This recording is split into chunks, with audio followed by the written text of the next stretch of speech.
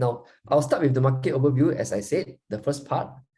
And I would like to start with rental market. I want to start with this because I have never seen this figure before. So you look at that, in 1 year, last year, the rental actually went up to almost 30%. And this is in 1 year. So wow, holy moly, it's really, really something that I didn't expect. Of course, on the ground, we know that rental is crazy, but looking at the numbers, I still cannot believe it. I cannot believe it. But on the ground, it's really, really like that. Like, you know, I would have, like let's talk about just HDB, okay, a 4-room flat, 2,000.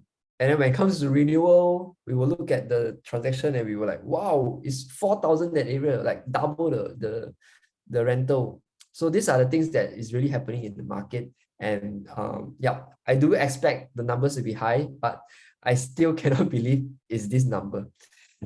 So what happens? I think there are many reasons, but of course I said today the purpose is not to go into detail, because I think sometimes even agents go into detail, they can get very tired. Today we want you to enjoy this talk. I'll just talk a bit about the key pointers. So if you look at here, the red box they actually put in, right?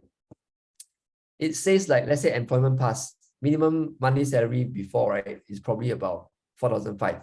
And then starting from last year, September, they increased to 5,000. Talk about the other one, minimum 12,000, 18,000. Starting from September this year, they will increase to minimum of 22,500. So this is their minimum salary. It increases, and these are the people can also give you the higher rental rate. Okay, so far so good. Just feel free to just unmute yourself or type in the chat box if you need me to slow down or rewind some certain things. Okay. Now, next we go to the HDB market. And this chart is from 1994. But of course, the last few part you can see is an uptick. Let's see what the numbers shows us. And wow, the numbers are also quite high. Like we have a double-digit growth in consecutively 2 years back to back.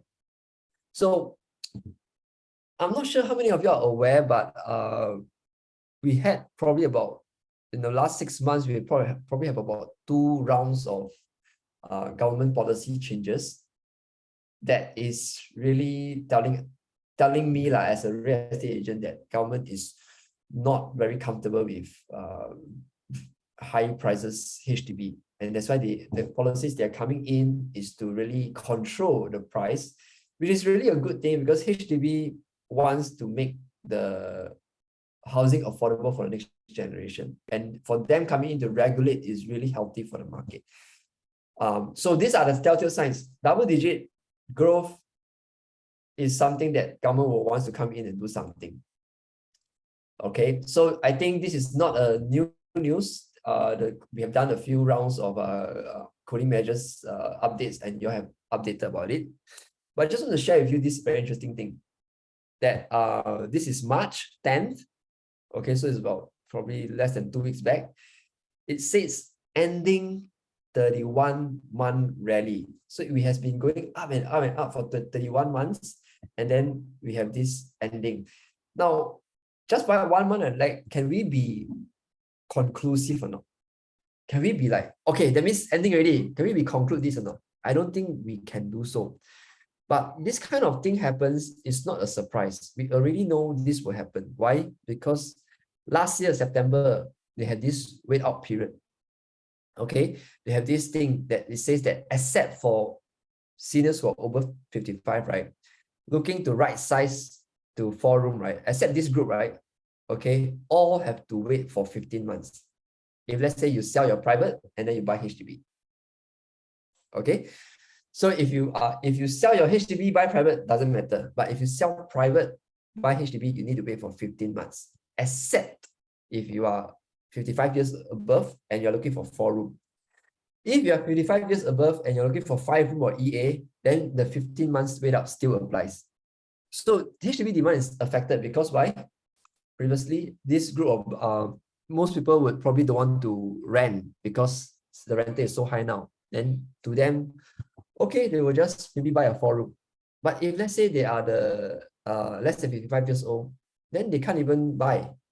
Okay, so probably they will downsize to a smaller private or what. Now this will affect the demand a bit, but at the same time, right, later I'll share with you more that there is also another demand that is rising, which is a bigger HDB flats. So will that balance off is something that we cannot conclude now, but it's only time will tell.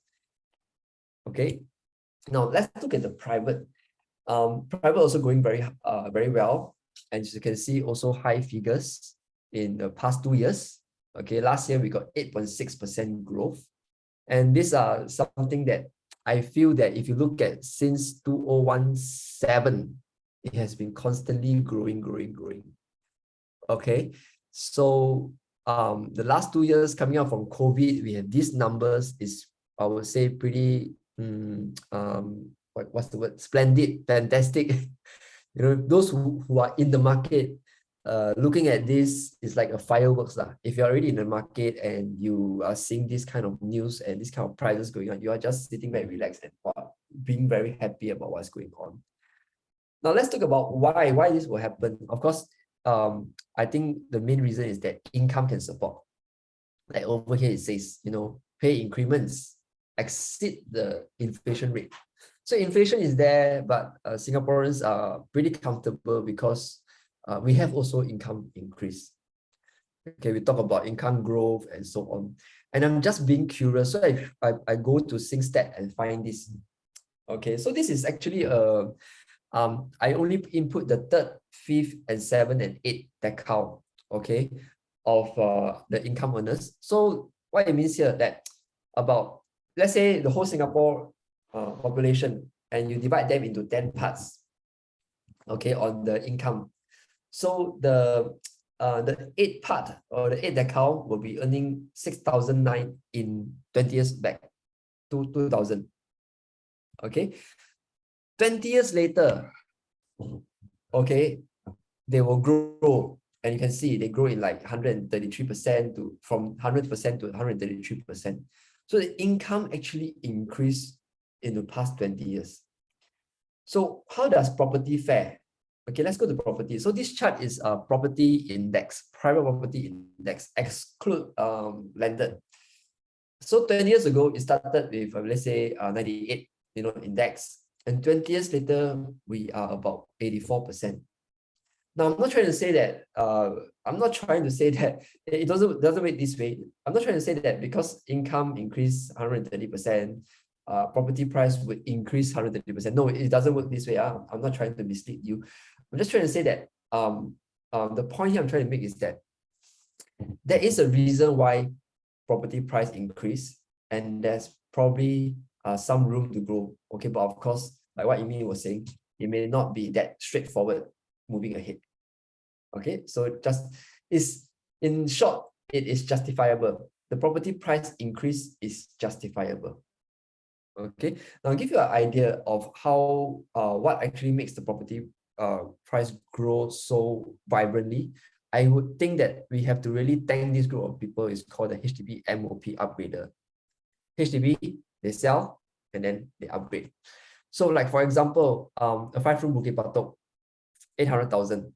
They can sell 800,000. In fact, they can sell, if they are on a very, very high floor, you know, very good view, they can sell more than that. So just look at 800 simple figures.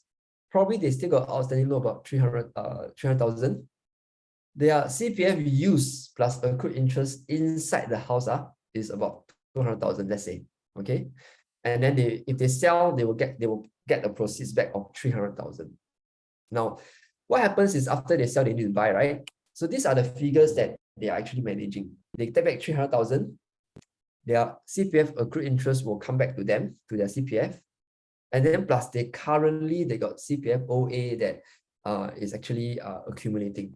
Now, I forgot to put here, but this is a profile of husband and wife earn 12,000 household income. So each earn about 600,000. Each earn about 6,000 a month. This is the figure that you can actually get it from a typical household.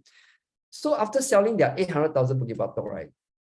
Okay, the BTO, right? They have 600,000 to actually manage. So if they want, they can buy 1.8 to 2 million property if they want. So this is the kind of profile that we're looking in. So with this, right, will this continue? Will this upgraders kind of behavior continue? And let's look at where are the HDB MOP this year? And do you own a BTO where also going to MOP this year? And let's look at where. Let me just I had an Excel spreadsheet that I can share. Just going to have a feel at least you know how the demand will be like this year. Okay, so this is my Excel spreadsheet. We do it last year, so every year we will look through next year what will happen. Now you look at here, right? Let's say I just scroll through here, make it bigger. Okay, you got Bukit Batok, you got Geylang, Hougang, you got Punggol, Sembawang, all around Tampines, quite a lot. Probably about 197 buildings will be coming to MOP. Now I also have how much they bought. All this, you see, the price range, so on. Okay, how much they bought. Like say, for example, I go for the, let's say, for example, just see what, okay, let's say, for example, this one, Punggol, 2-room. Okay, they bought about 100,000. So today, right, you know, 2-room in Punggol, right, resale, how much they sell? They sell probably about 300 over 1,000. So even 2-room flat owners they are also cashing out about 200,000 plus.